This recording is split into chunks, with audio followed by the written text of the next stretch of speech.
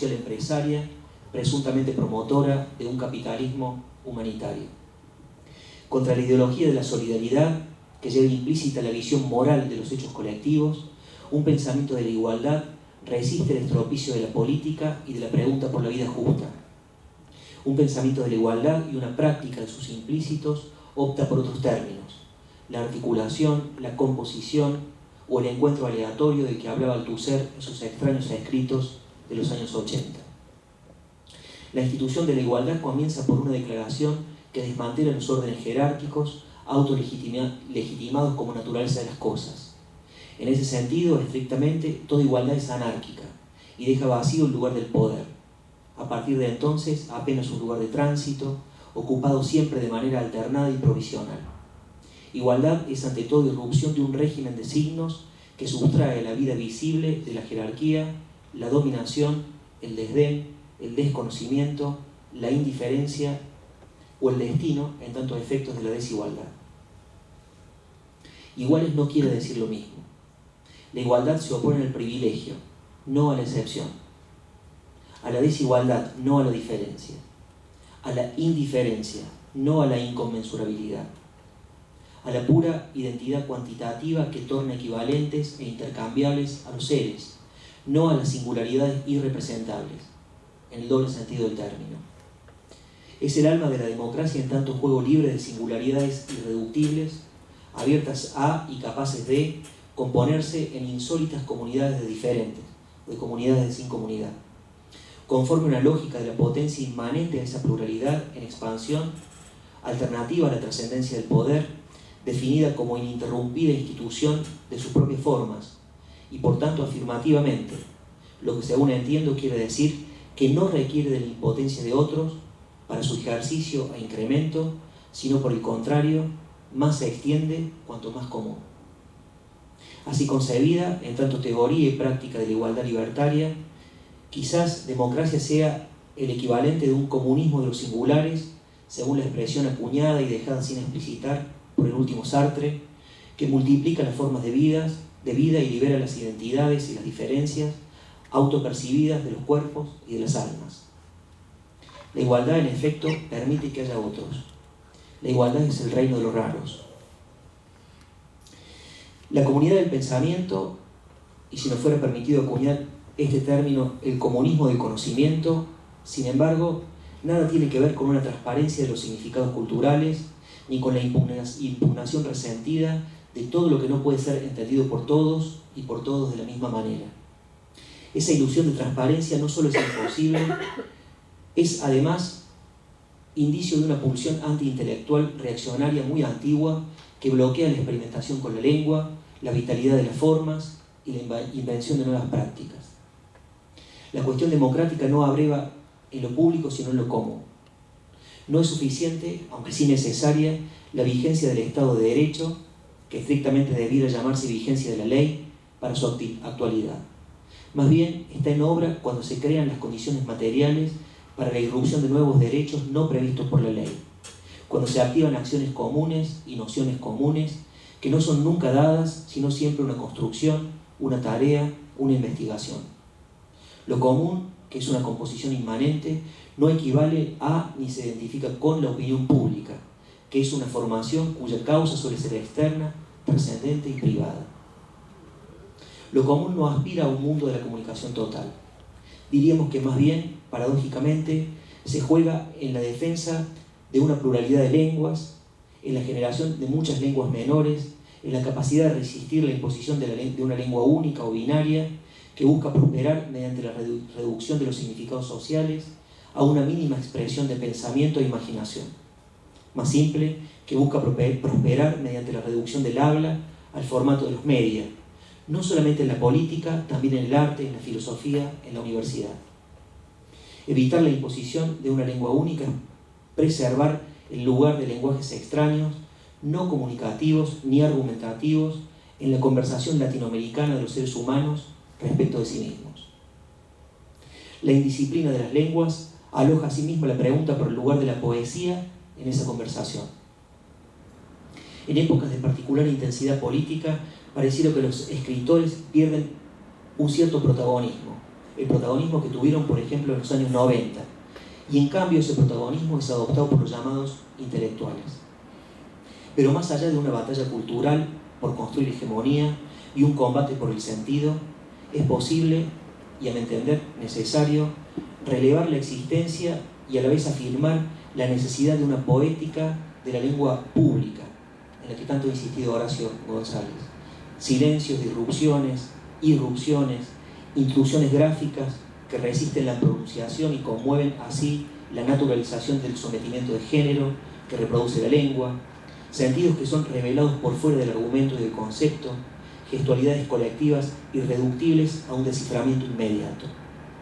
Algo que no se reduce a una función puramente comunicativa, ni a una pragmática, y ni siquiera a una semántica.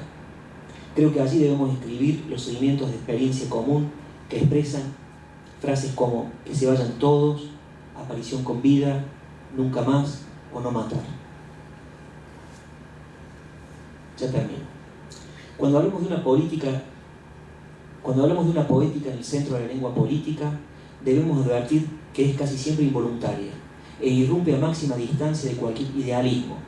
Es decir, se piensa en una perspectiva de realismo sin más, que toma sus recaudos tanto frente al idealismo como frente al cinismo.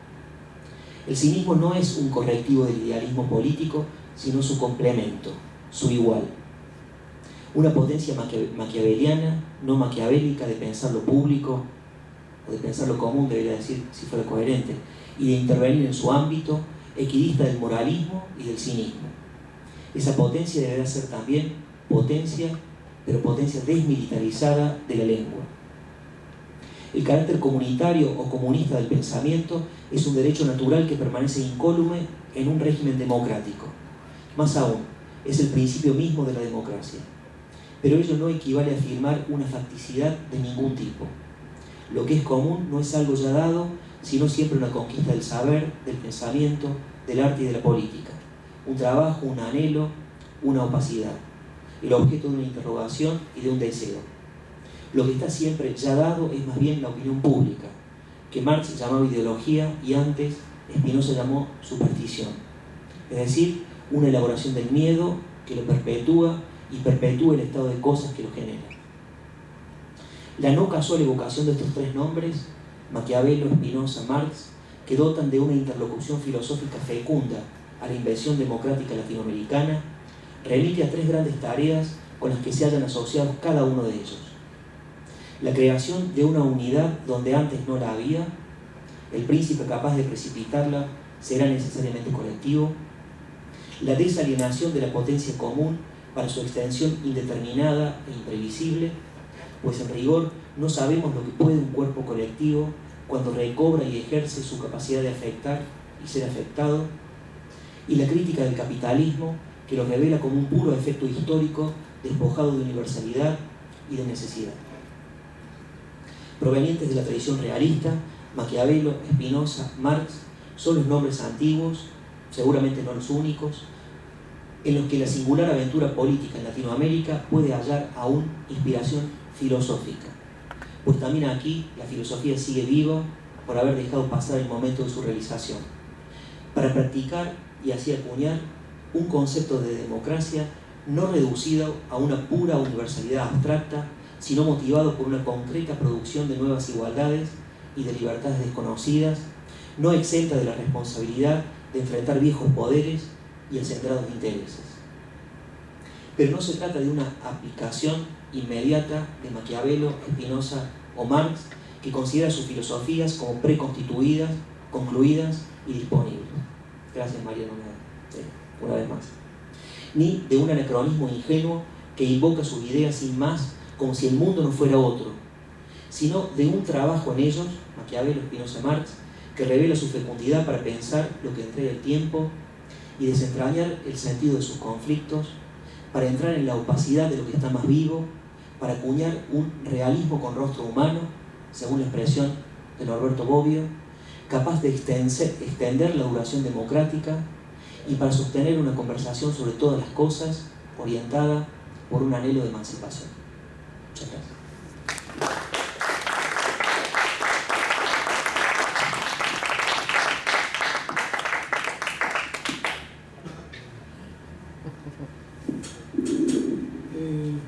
Es una sugerencia.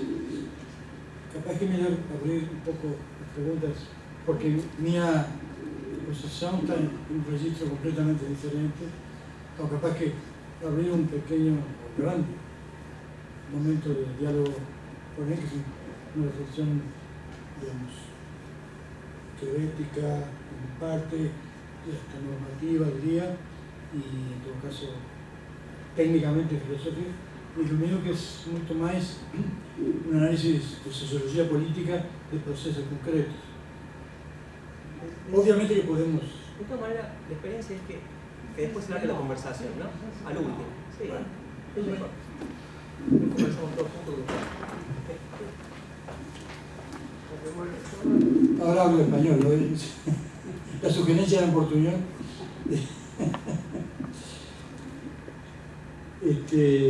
Bueno, cuando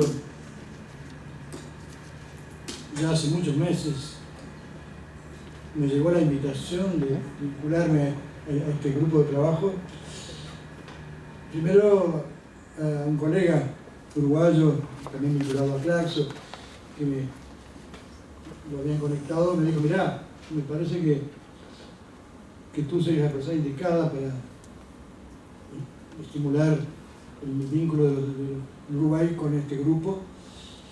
Y yo no tenía ganas, tenía otras cosas que hacer, tengo otras cosas que hacer también, como todo el mundo. Pero efectivamente, bueno, me fue convenciendo a partir de cómo estaba el planteo inicial, que era, si lo entendí bien, tratar de vincular los aportes del pensamiento y las prácticas de las fuerzas progresistas o de izquierda en América Latina a la construcción de los procesos democráticos contemporáneos en varios países. Entonces, efectivamente, mi trabajo histórico, digamos, de sociología histórica y política, tenía que ver con eso, mi vida. Entonces, bueno, me sentí un poco interpelado, pero después, cuando empecé como no teníamos un tema específico, ese pánico escénico de los intelectuales es ese, ¿no? Es decir, ¿qué decir en un diálogo multipolar como es este, donde cada uno trae lo que está trabajando? Entonces, yo más bien decidí traer lo que no estoy trabajando, en el sentido, lo que he trabajado y que ahora, digamos, no estoy escribiendo sobre eso, es el proceso de construcción democrática en la región y los formatos recientes en la región, en América Latina. Yo pero con un énfasis en Uruguay, no por provincialismo, porque Uruguay es muy chiquitito, muy pequeño, no tiene mucho interés, pero sí en el análisis de los procesos. El tamaño, como bien sabemos, no tiene nada que ver. Si no, no se podría explicar por qué desde que yo tengo, no sé, uso de razón, en todo caso soy estudiante universitario y fui a estudiar en Europa hace muchos años, con bríos revolucionarios y reformistas, me decían: ustedes están locos, ¿por qué quieren cambiar el Uruguay si es el mejor país de América Latina? Habló de los años 60, ¿no? Y nosotros queríamos cambiar todo. Nos parecía realmente una masa de injusticias y de porquerías acumuladas y de discurso ideológico, digamos, una construcción, un constructo utópico del Uruguay que a nosotros nos parecía que estaba agotado y que debía ser transformado.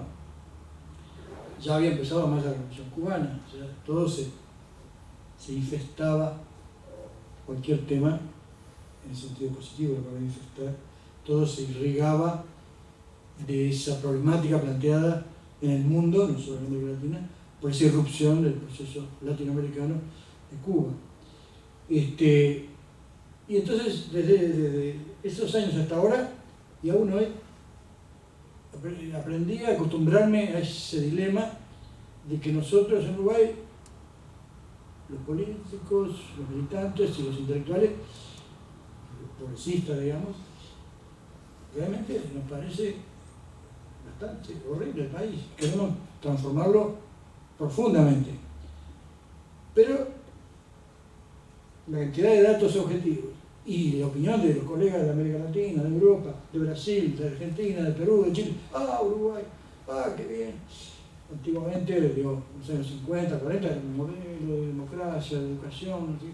Después, bueno, entonces hay una contradicción ahí, que me parece que vale para entender los problemas de todos los procesos de América Latina. Una contradicción en el caso uruguayo, en su análisis y en su práctica, que irriga el problema teórico de los otros procesos. ¿Qué quiero decir con esto? Antes de entrar más específicamente en materia. Yo además hace años que trabajo en sociología latinoamericana, enseño sobre América Latina, me gusta, he vivido en muchos países de América Latina, a veces obligado por las circunstancias, otras veces por gusto y por invitación para trabajar. Combato siempre intelectualmente y escrito sobre eso, y con los alumnos sobre todo, la idea, y no estoy ahora cuestionando tu idea de América Latina, en el sentido que tú lo decís, pero de creer que América Latina, sí, yo escribí un trabajo, un libro que se llama América Latina una y diversa. Una y diversa quiere decir eso, una y diversa. Supone un proceso de construcción intelectual que dé cuenta de por qué hay elementos que permiten estudiarla como América Latina y por qué es una superficialidad comparar el proceso político de Bolivia con el de Uruguay. En el momento X, el portugués, que en los 50, 70 o 90. Son latinoamericanos, porque son sociedades diferentes, sistemas políticos históricos diferentes, una construcción de ciudadanía histórica diferente y de clases. Por lo tanto, bueno, quien no entiende eso no da cuenta de lo común de los procesos de construcción democrática en su profunda heterogeneidad y diversidad, que es parte del propio proceso de construcción democrática, la heterogeneidad y la pluralidad. Entonces, mi análisis de estos últimos 10 años, digamos, más o menos 10, 12, 14, 15 años en América Latina, o por lo menos en América del Sur,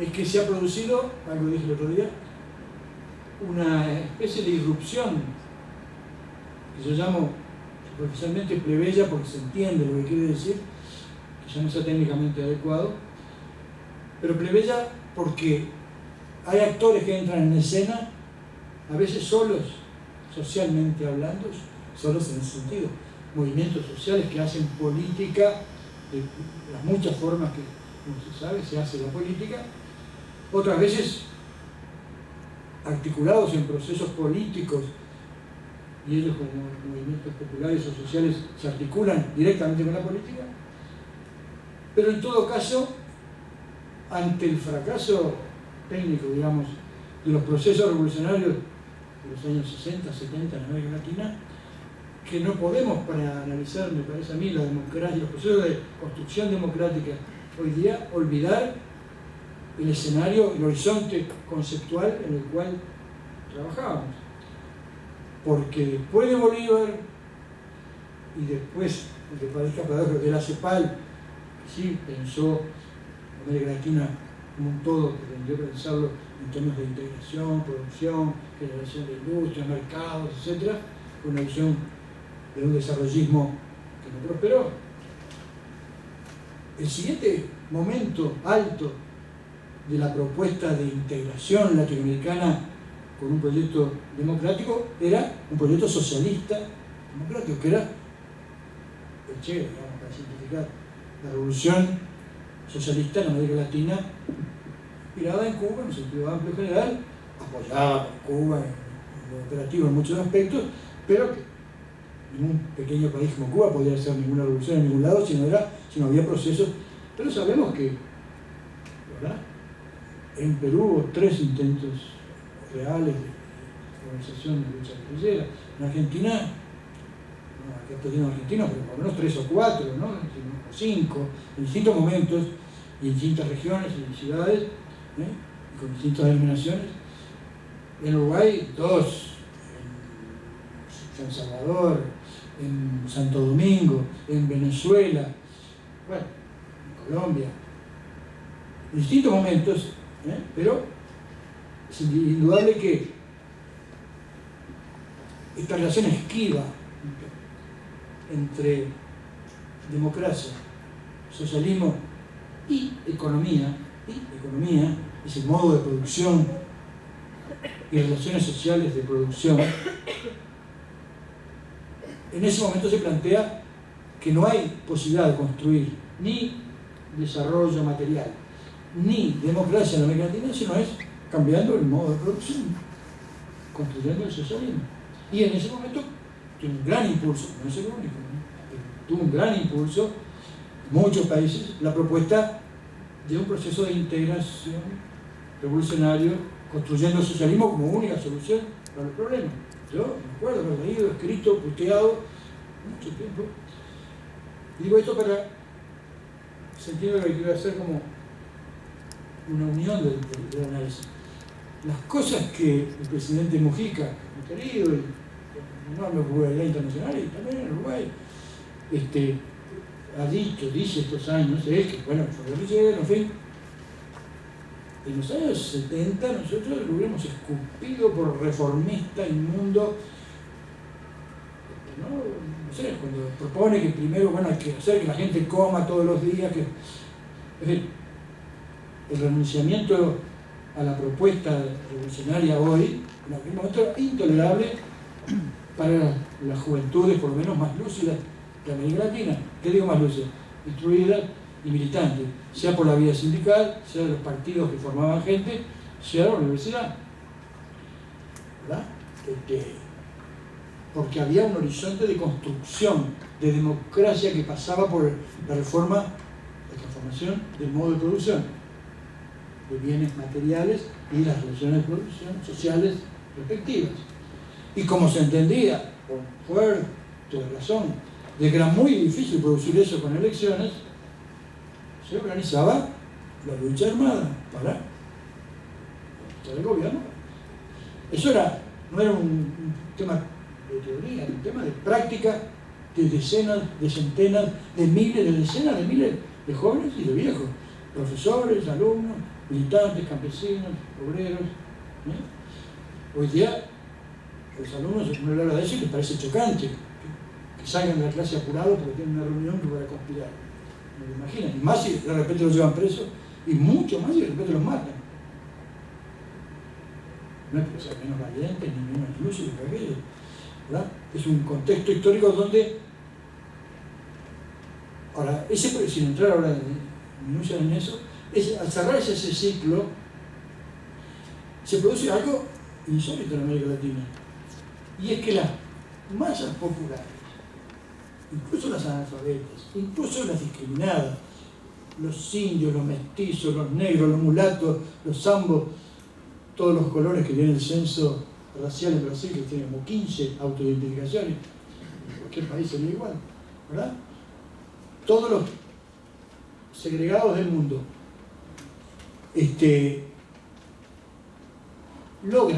lograron ser interpelados por dirigentes políticos, algunas veces ellos mismos como dirigentes políticos, y hicieron algo que es como el sueño dorado de tu análisis.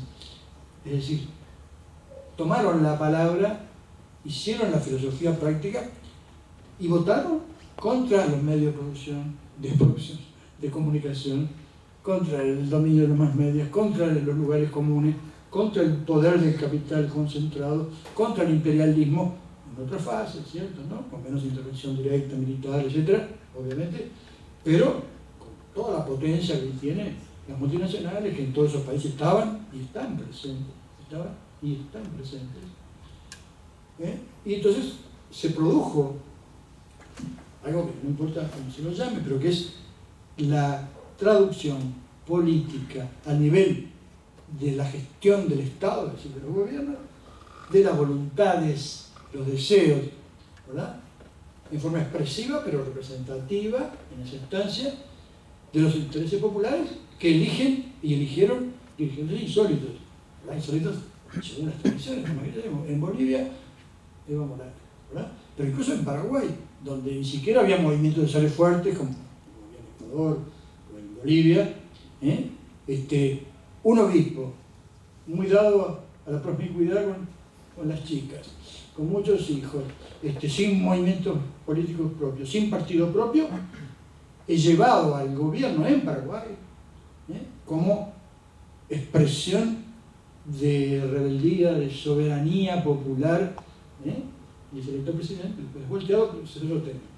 Pero lo de Lula es lo mismo, ¿verdad? Lula emerge como líder sindical. Yo vivía en Brasil en ese momento, o sea que lo acompañé de todo ese proceso, pero bueno, estaba muy lejos de ser presidenciable de la República y tenía una cantidad de defectos para ser presidente de la República, ¿verdad?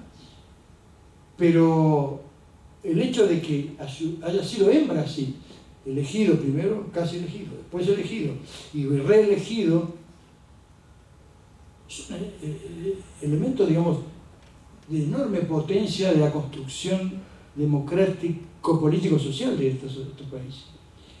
Yo he escrito y todo, he escrito mucho, ¿no? Pero digo, es evidente que en Brasil hay una articulación en el formato de gobierno del PT entre gran capital, movimientos sociales, derechos o incorporación ciudadana, digamos, conceptual, simbólica y material de grandes masas. Está muy lejos de ser un proyecto socialista, ni siquiera un proyecto socialista en absoluto.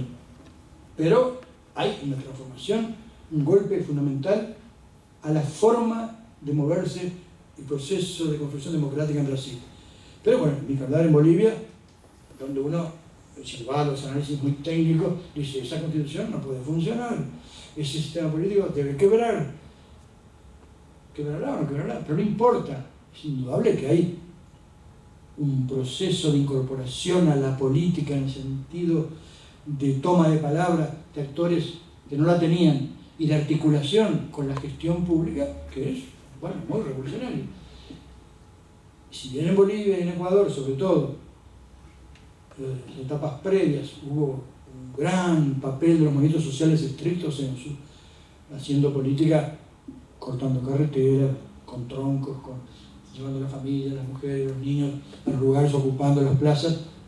Sin embargo, eso se organiza a su vez en forma política y en forma de gestión estatal con el uso de la violencia, porque lo vemos en el sentido, digamos, del uso estatal. No nos olvidemos que en Bolivia tuvo a borde ser dividida en dos países, ¿vale? De haber una guerra civil, una segregación, y que finalmente se terminó por la gestión, en mi lectura, dura, violenta, represiva contra esos sectores de parte del Estado.